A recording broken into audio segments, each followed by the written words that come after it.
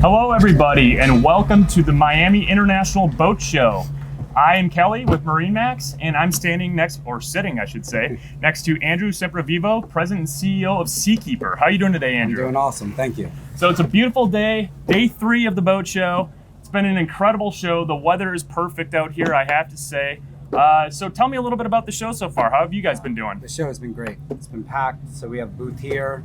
We have a booth over at the yacht show. We also have a boat over in the Evinrude booth, and they've been packed. Yeah. All day, every day. Great customers walking through.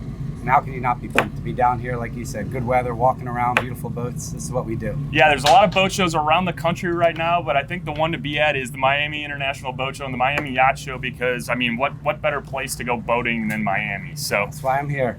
So Seakeeper. We're talking Seakeeper today, and if you guys have any questions, be sure to reach out, and either during this live filming or afterwards, we'll be sure to answer any questions you may have. So let's start it off. Let's talk a little bit about what Seakeeper is. So if you guys don't know, or if you do know, this is the person to talk to about Seakeeper. So tell us a little bit about what Seakeeper is. Well, Seakeeper transforms the experience of being on a boat, and we do that by eliminating boat roll and the fatigue and anxiety that comes with it. Yep. And we believe by doing that, we create as much of like a land-like experience as you could have while being out in the water. And I believe that's one of probably the number one drawback of people getting on the water. Sure. Is their anxiety of being out there, getting seasick, the boat motion. So by eliminating that, we provide a better experience for everyone that already boats, and we're able to get more people into boating. So for the people that don't know, I mean, you're basically saying, you go out on the water, I mean, everybody sees the swells, the waves, basically the things that cause the boat to rock. And Seakeeper is there to eliminate that issue for people, right? That's it. And, similar concept if you spin a bicycle wheel in your hand and you try to rotate it, it resists and it's applying torque to it. And we do that on a much bigger scale, of course. Sure. But the way we do that is we have a flywheel spinning at extremely high rates of speed inside a vacuum encapsulation. And the nature of the physics is as the gimbal rotates, or in our case, the boat rolls, the gyro naturally moves fore and aft. Yep. And in doing so, it's releasing the torque into the structure, and that's how we eliminate the boat roll. So there's a lot of science that goes into this. I mean, it sounds like it's a complex system that you need to work in order for your boat to go from this to this, right? Well, yeah, the physics are complex. People say, how's it work? And 10 years and I still say I have no idea, but it works really well. Sure. But the physics are complex, but the system, when you look, and although there's a lot of engineering behind it, we're machining to really, really tight tolerances, software that's built in, but you have this spinning mass, and it's natural physics. When that gimbal rotates and that boat rolls, that gyro wants to move fore and aft, and it wants to resist that roll. Okay. So I mean, when it comes to the goal of your organization, what were you set out to do initially, and is that still the main goal? I mean, you guys have grown exponentially over the years. What's the goal? We have grown. It's been very fortunate. But I think the goal from day one has been, our vision is 71% of the planet, is covered with water, and we want everyone to enjoy it. And, I think, as I said, boat roll and the anxiety and fatigue that goes with it is the number one drawback of people getting on the water. And when we looked and said, what could we do to improve that experience? What could we do to get more people in this industry? Our founder said, what we could do is remove boat roll. Yep. And, people look at it and they say, hey, did you hear of this new device, Seakeeper, this new technology? And of course, Seakeeper's new, and the way we're doing it's new. But in fact, it's 100 years old. Yeah. There was gyros back, in the early 1900s, and they were 100 tons, 13 foot in diameter, 700 foot boats. But they were just never practical for small boats. Yep. And that's where you need it the most. That's where recreational boating is. So our founders looked at it and said, this is kind of archaic technology, but it's the future. If we could find a way to refine it, if we could find a way to get power down, if we could find a way to get size and weight down and get it practical, this will change boating forever, and every single boat will be on it. And that's the mission that we've been on since day one. We started on bigger boats just because that was where the market was. It was the easiest entrance into the market. Sure. But really the vision since day one was to get this to entry-level boating. So what it sounds like is it for a while it was for a select few, but then you basically transformed that into a company that can provide this technology for the masses and for boaters. So 2 years ago, we introduced our first DC product, so for outboard boats, with our Seakeeper 3. We followed that up a year later with the Seakeeper 2, which reached into a 20-foot boat segment for the first time. and we're going to continue to push smaller. I mean, our goal, like I said, is How to small? get this on every single boat, and 20 foot, is about entry level boating today, Wow. and that's where we'll go. That's incredible. So 20 feet is just incredible to have that technology on pretty much, this inflatable that we have next to us. That's It's it. just crazy. Kayak, you name it, we're going for it. Kayak, that's good too.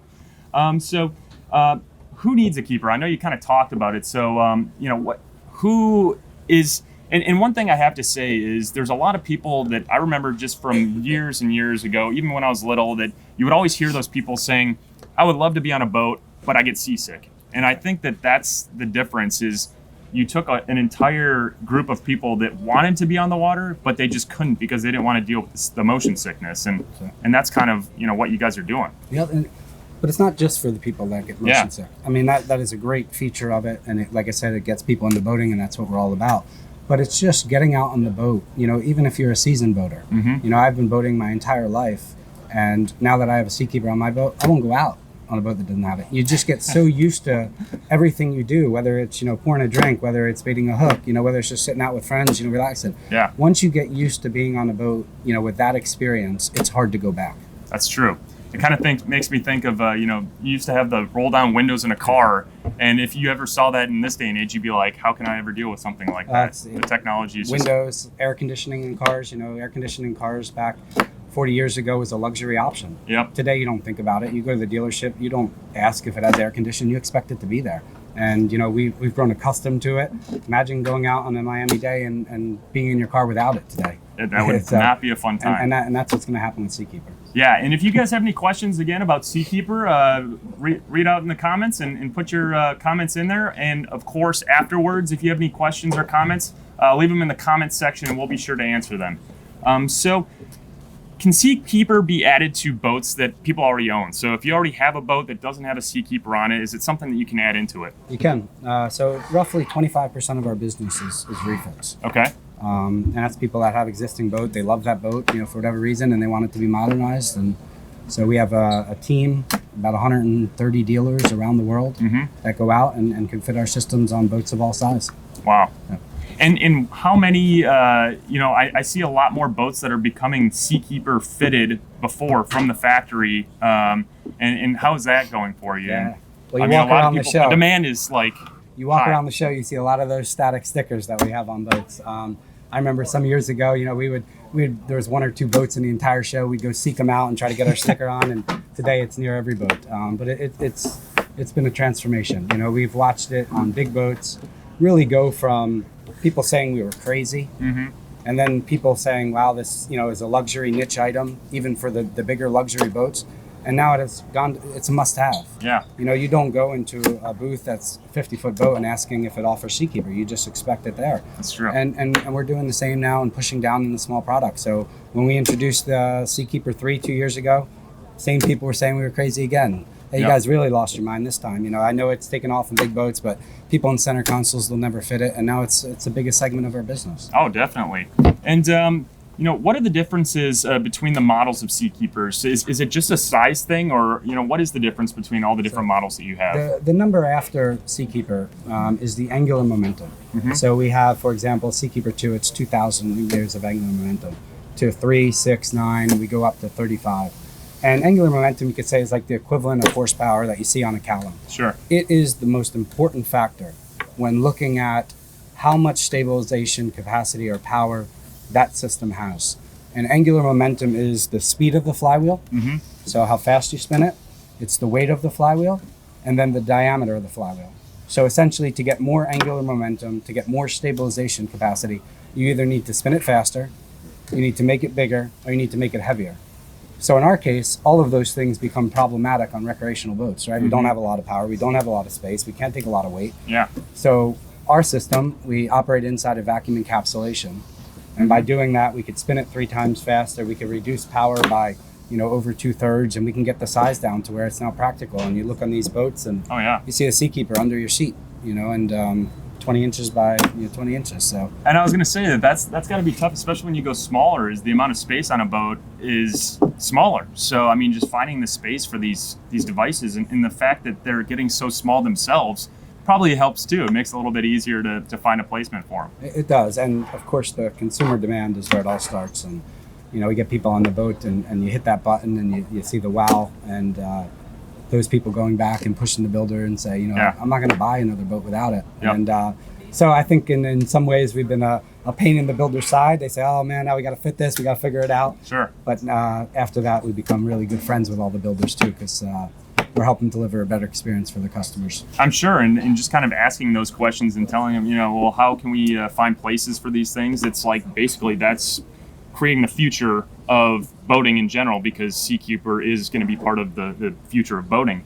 And that's kind of a segue to what is the future? I know you have a lot of new technologies coming out, you have a lot of new products, but what do you see as the future of the organization for Seakeeper? Well, in the short term, we have such a big opportunity that still lies ahead in getting our product down to entry-level boating. And that is our focus. It was our focus 15 years ago when this company started, and we have relentlessly pursued that. And we had to get the size right, we had to get the cost right, and we've been on that kind of vision, and we've never lost track of what we set out to do. Sure. So that is where we're going. How quick we get there, I don't know. If it was up to me, it would be tomorrow. But after that, once we can transform the experience and get a Seakeeper on every boat, our company is about creating transformational products. And today that's a Seakeeper. We think that's the most transformational product, but we have an unbelievable organization.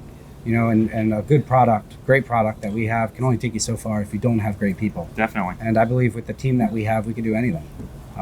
So sky's the limit. And as long as it helps people get on the water and enjoy the experience of being on the water more, we'll go after it someday. And I have to say, you guys have to have some incredibly smart people to get this technology to work. And not only to get the technology to work and to advance the technology, but to explain the technology to people that might not understand the full process of how this thing works. And I know from some of the sales team members or some of the team members that I've worked with in the past, they know how to show it so people can visualize what's actually happening in that encapsulated space.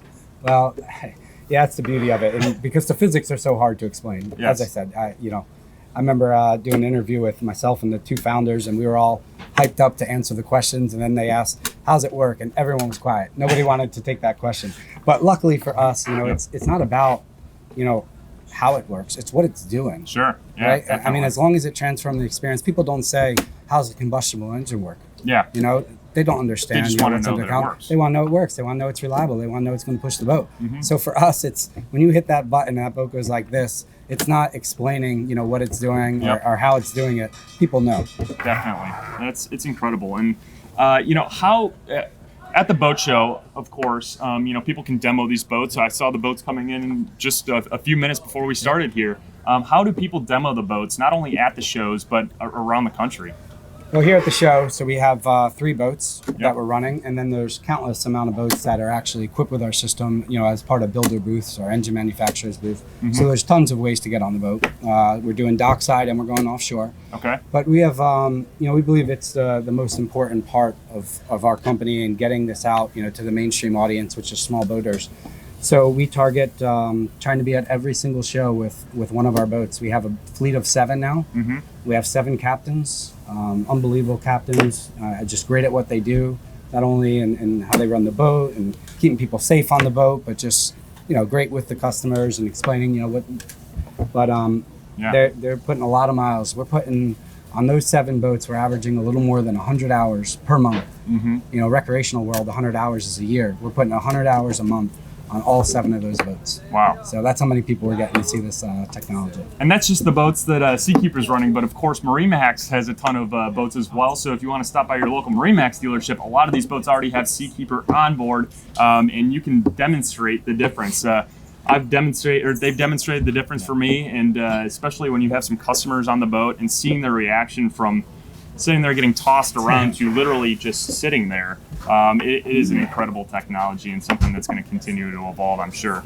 And we're at the boat show, of course, and for the people that are watching this after the boat show, I'm sorry. We'll be here next year, of course. I wish you were here. Yeah, definitely. But where can people find you at the boat show this year? I guess, of course, we have 2 boat shows.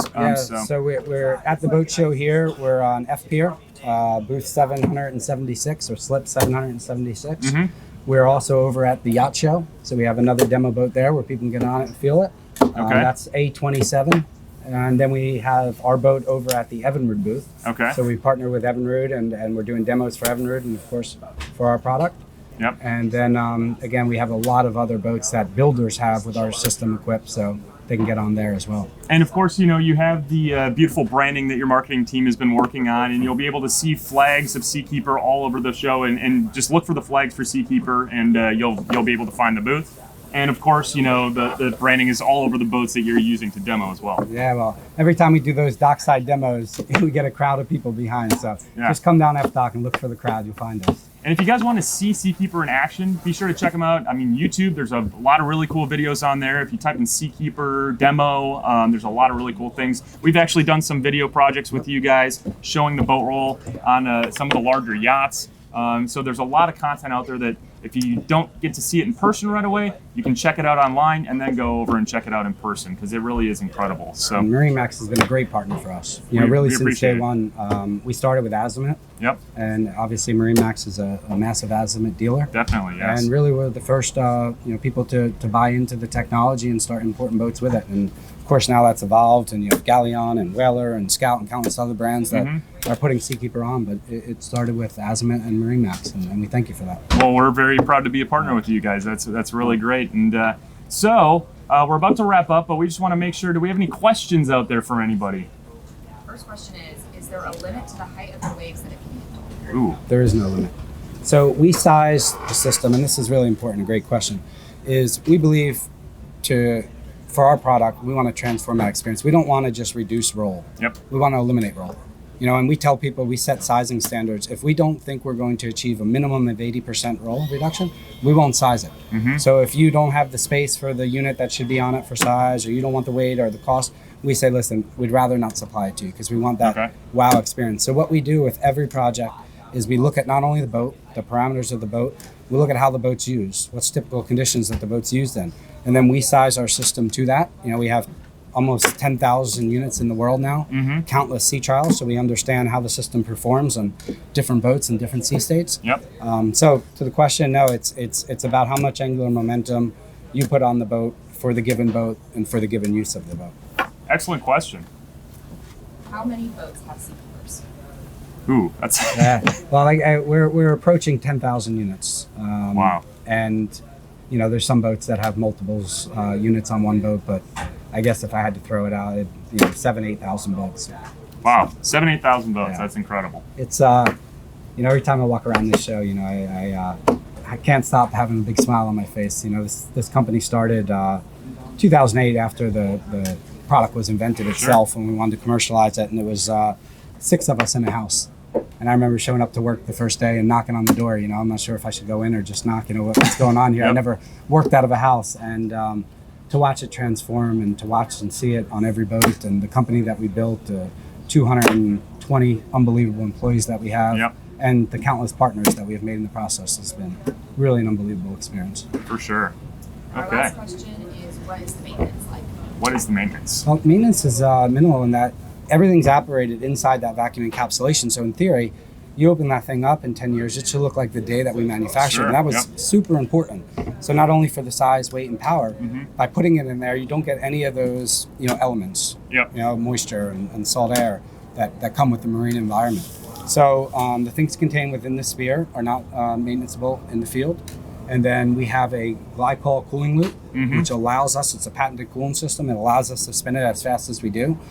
So like, Glycol on the engines, you want to flush the Glycol each year.